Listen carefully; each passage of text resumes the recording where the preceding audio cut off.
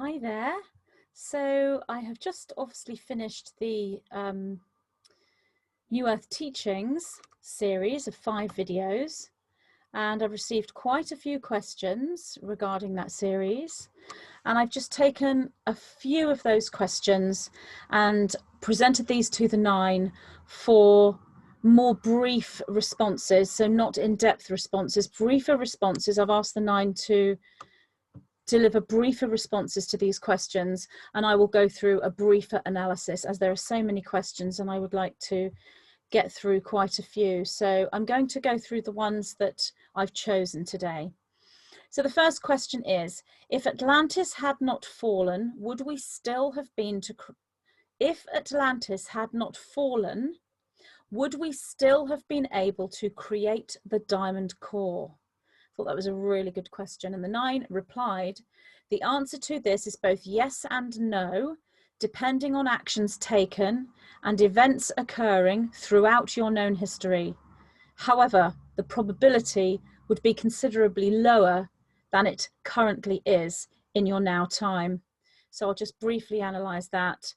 So basically, if Atlantis had not fallen, if Atlantis had remained a strong civilization, and evolution would have moved along a very, very different timeline. So would we still have been able to create the diamond core? Because obviously if Atlantis hadn't fallen, would they have still projected the diamond light codes into the starseeds that are here now for the 2012-2020 time period? Would they still have projected the diamond light forward? And if they didn't do that, if they had had a successful civilization that hadn't fallen in the way that it did, because obviously the ages would have still occurred because of the moving into the photon belt, if that wasn't a fall in the way that I explained it in the New Earth Teaching series, would those codes have been projected forward into the starseeds now? So is it the codes that were projected forward that created the diamond core in the first place? So that's quite a complicated question. I'll read the question again. If Atlantis had not fallen, would we still have been able to create the diamond core? So the 9 is saying the answer to this is both yes and no, depending on actions taken and events occurring throughout your known history. So they're showing me different timelines, and in one of those timelines, the answer would have been yes, we would have created the diamond core still now, and another timeline it would have been no, and it depends which action would have been taken. I mean, you are looking at the whole of our known history since Atlantis, since before the time of that we know as prehistoric, and all the things that have occurred. That creates such a vast difference that the answer is yes and no.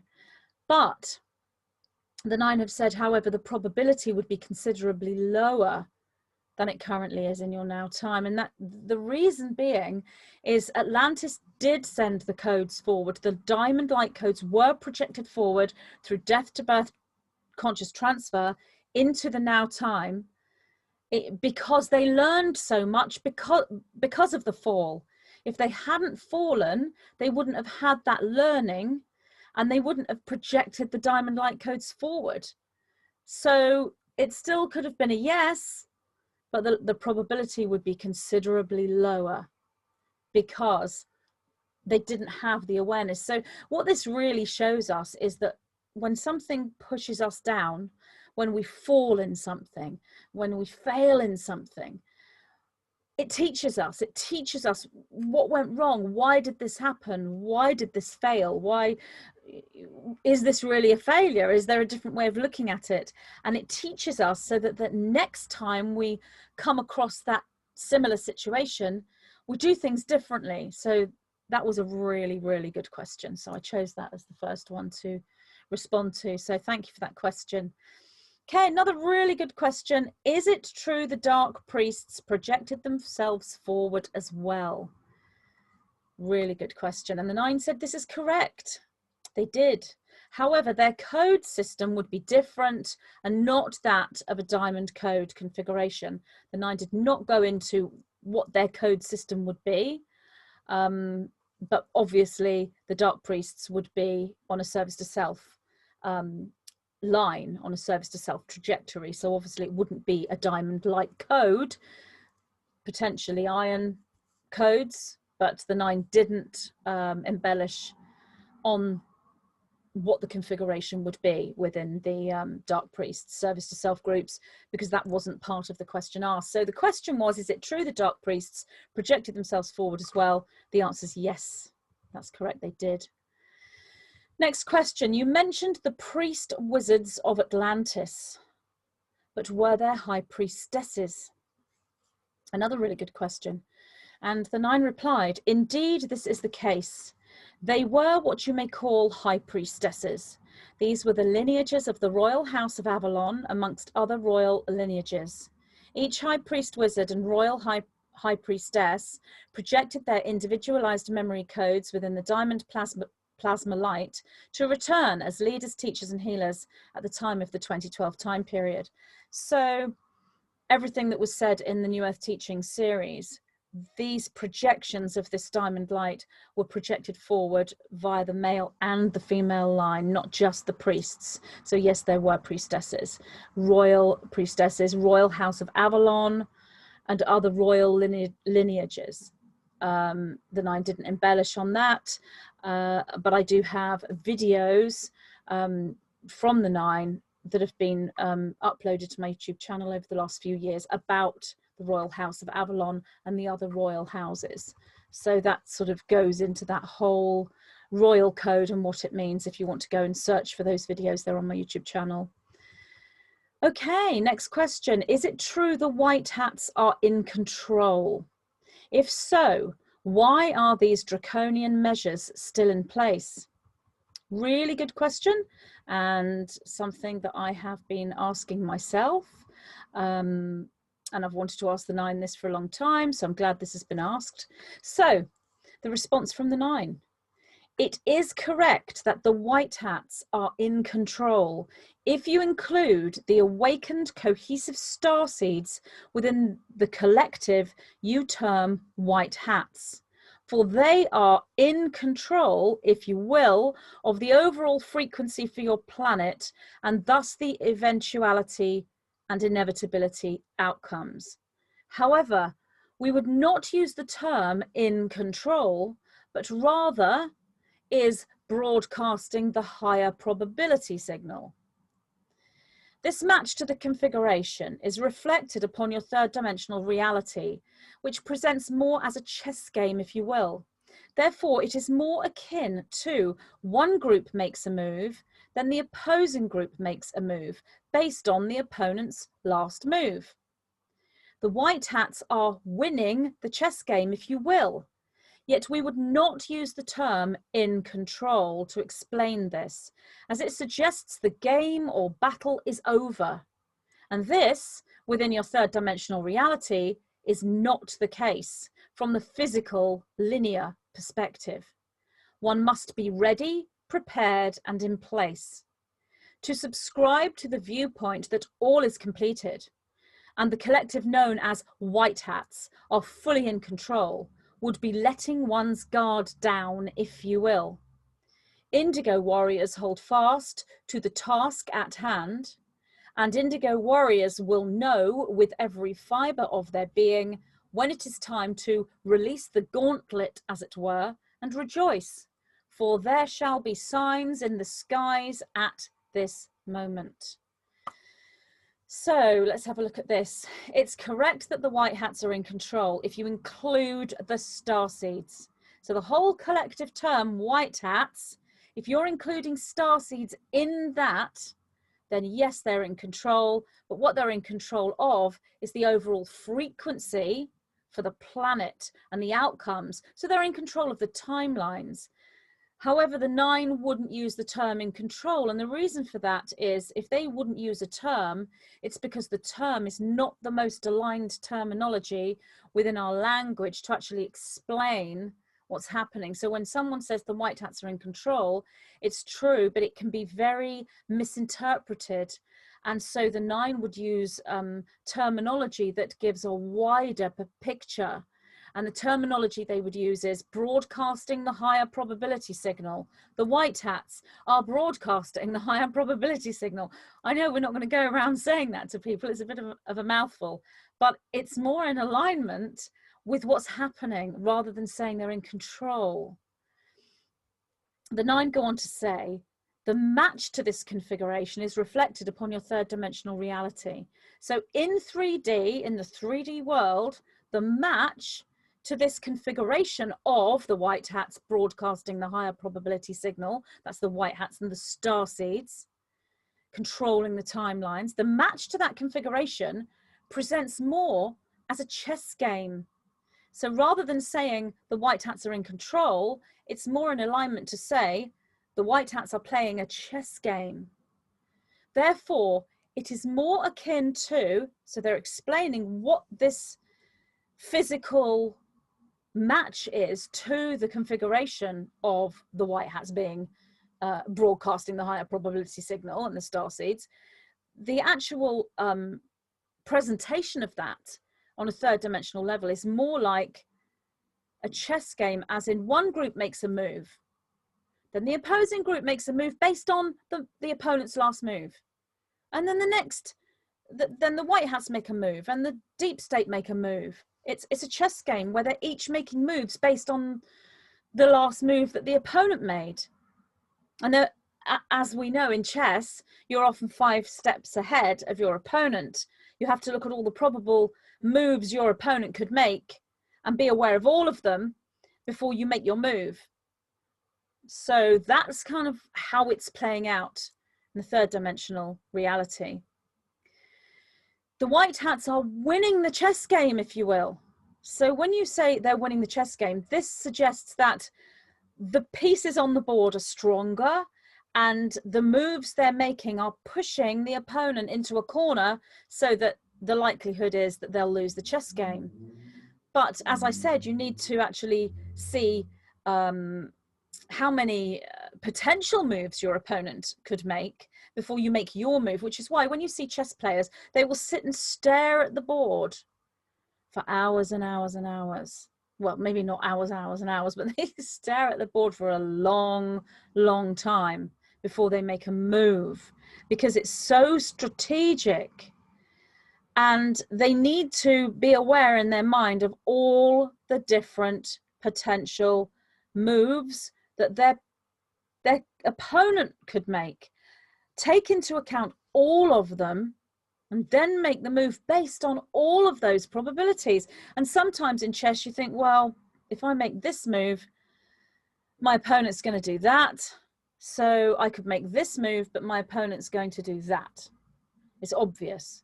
But sometimes you make a move and your opponent does something you hadn't even thought of.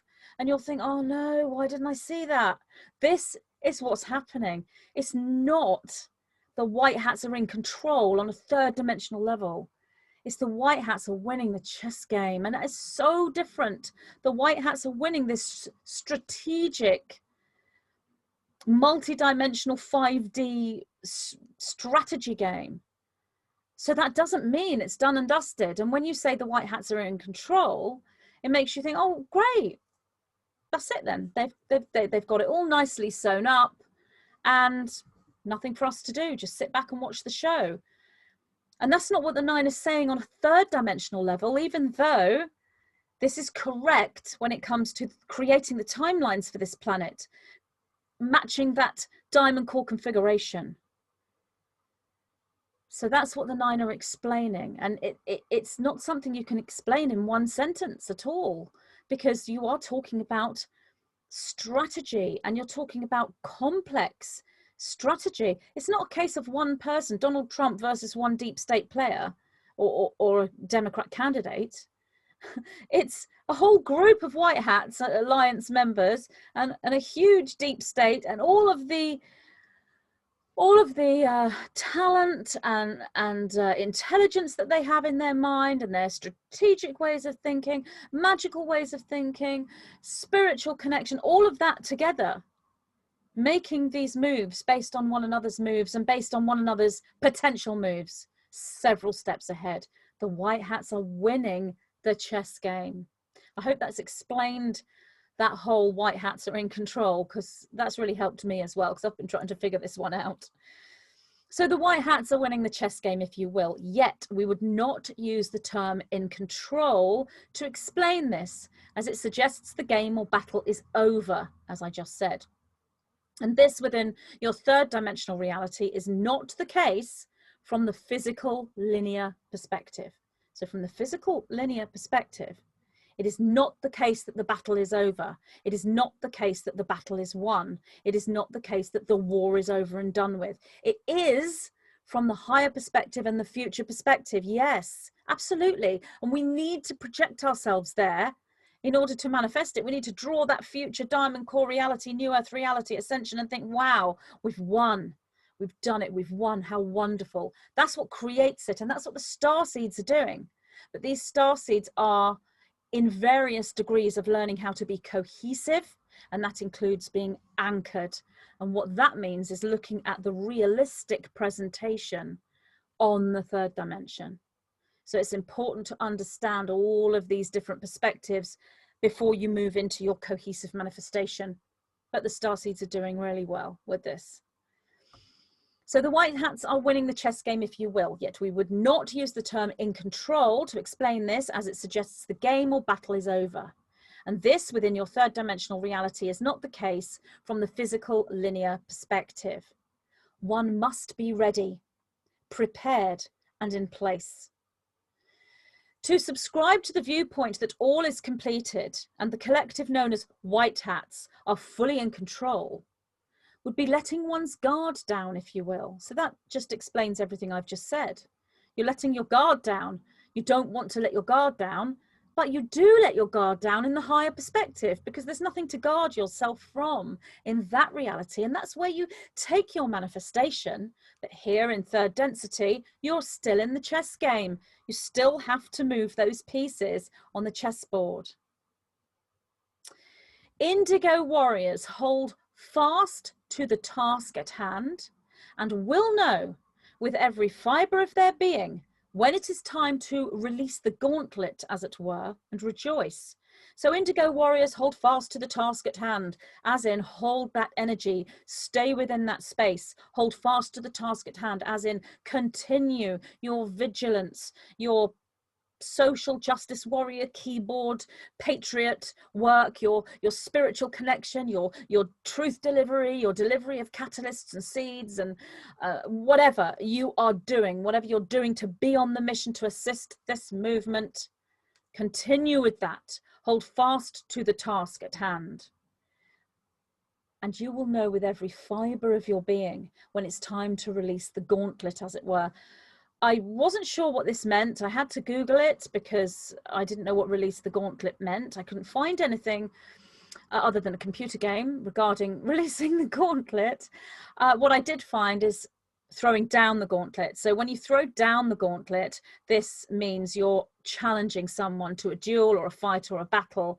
And it's not a metaphor. It actually did take place in medieval times when they would throw down the gauntlet of their their armor to challenge someone to a duel or a battle. And if that person picked the gauntlet up, it meant that they accepted that challenge. What the 9 is saying is release the gauntlet, as in throw the gauntlet away. You don't need the gauntlet anymore because the battle's over. They're using the metaphor there. So the indigo warriors will know with every fibre of their being when it's time to throw the gauntlet away, when it's time to end the battle and rejoice. They will know with every fibre of their being when it's time to rejoice. And of course, in the higher perspective, it's time to rejoice now, because rejoicing manifests the new earth reality, the ascension timeline, and the diamond core configuration. So of course, we're all rejoicing. All the starseeds holding this space are rejoicing, but in their cohesive balance, they are aware that that isn't the situation yet on the third dimensional level. But what the nine say at the end here is, they will know with every fibre of their being when it's time to release the gauntlet, as it were, and rejoice, for there shall be signs in the skies at this moment. Signs in the skies. So what does that mean? Astrological signs, comets, flashes of light, UFOs. They did not speak more about this. It is a question I can ask them further, but every single response that I receive from the nine opens up yet more questions, which is how I move into the transmissions with the books. As I bring forward information, I then think, okay, what about this? What about this? And that's why the books that I transcribe from the nine move in such unexpected directions. So I might have an idea of where the book is going, and it goes somewhere else because I'm responding to the responses. I need to ask more questions because I'm interested in what that last bit of information means, and then we go off on a tangent. So I'm sticking to the questions that have been asked before I branch off into any more questions. And I'm used to doing this with the books, but I haven't done this before in a video sense, in this particular way, you know, in quite this way, as in there's like a little fractal. It's like every information from the nine is a holographic fractal in and of itself that I can delve into and then expand more on and explore more and more on. So there shall be signs in the skies. So when it's time to rejoice, when it's time for this whole polarity game, chess game, war battle that's playing out in 3D, there will be signs in the skies when this comes to its fruition or culmination. So interesting. Okay, another question here. I'm speaking in code regarding these individuals' names. Is it true Gil Bates and Boris John Stone are under Donald Trump's control? Well, I can say Donald Trump. There's lots of videos with Donald Trump in. I don't think that's going to be, not with him in, but with the name Donald Trump in. I don't think that will be flagged. But Gil Bates and Boris John Stone, are they under Donald Trump's control? The response to that is, the previous response to your previous quest provides answer to this. However, we can say that one of these individuals intends to polarize as service to self, and the other would prefer to polarize service to others if the opportunity presents itself to that soul. So regarding Gil Bates and Boris John Stone, the response to the previous question is answer to that, as in, are the white hats in control? So it's the same thing. Are Gil Bates and Boris John Stone under Donald Trump's control? I know that's more specific, but the nine are basically saying that the previous response of this chess game, the white hats winning the chess game, the starseeds and the white hats holding the frequency, that answer answers this as well. Now, I know it doesn't specifically regarding those people, but that's the presentation the nine have given. They don't necessarily zoom in on individual people specifically. It's very much looking at the group and the movement of the collective. However, they then did come in, zoom in specifically on them and say, one of these individuals intends to polarize as service to self. So it doesn't, not saying that they are going to polarize as service to self, but their intention is to do so, regardless of whether someone's in control of them or if someone's winning the chess game or whatever's happening to them. They intend, and they still intend, to polarize as service to self. And that means they need to continue to hijack and deliver these draconian rules in the most negative way that they can. So one of these individuals, either Gil Bates or Boris John Stone, intends for this. So regardless of whether they are being influenced or even controlled by a white hat or a group of white hats, they still hold the intention. So that's not, again, it's not something that's wrapped up neatly in a little parcel, as in, oh, well, that person's sorted, they're in control, they're nothing to worry about. That's not the case. It is in the higher reality, absolutely. And we breathe a sigh of relief that they are all tied up in neat little parcels in order to manifest this beautiful diamond core. But when we take that cohesive balance and anchor ourselves into the third dimension, we see that one of these individuals is still intending to polarize a service to self. So we don't want to let our guard down, as it were, regardless of where they are or who thinks they're in control of them or who is or who isn't. So that's one aspect of this. The other is the other individual would prefer to polarize service to others if the opportunity presents itself to that soul. So this suggests that one of these two individuals is leaning towards white hat behavior or polarizing as a service to others being. They would prefer to. So holding that preference suggests that they're in a situation where at this current point in time, they can't exercise that preference, because the 9 go on to say, if the opportunity presents itself to that soul, suggesting that at the moment the opportunity hasn't presented itself to that soul. So one of these individuals is caught in the chess game, but intends to polarize service to self. The other one is caught in some kind of situation where they can't move. But if truth be told, if they could actually present their true preference, they wouldn't be in the situation they were in, and they'd be polarizing service to others, and they will do if the opportunity presents itself to that soul. So asking about Gil Bates and Boris John Stone, two very, very different responses. The 9 haven't said who is who, and I will leave you to work out who is who on that. I would have said it's fairly obvious.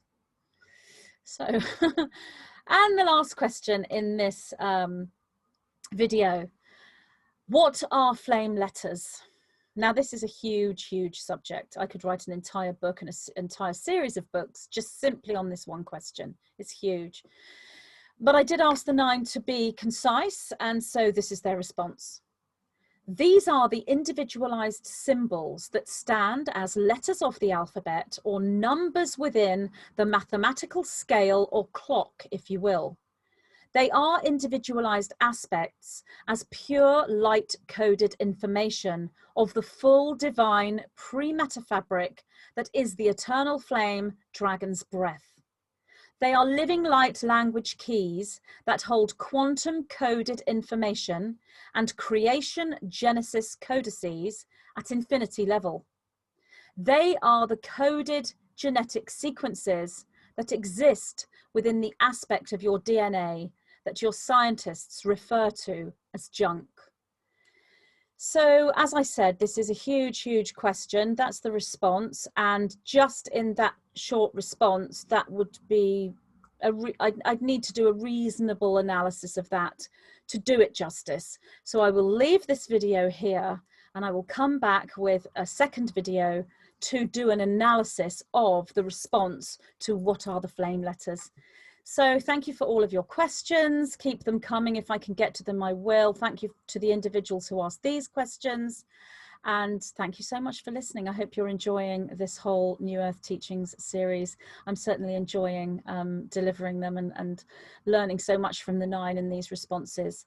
So yeah, thank you so much. And I will be back obviously with a second video about the flame letters. And beyond that, I will be back with more videos. So sending you lots of love. Bye.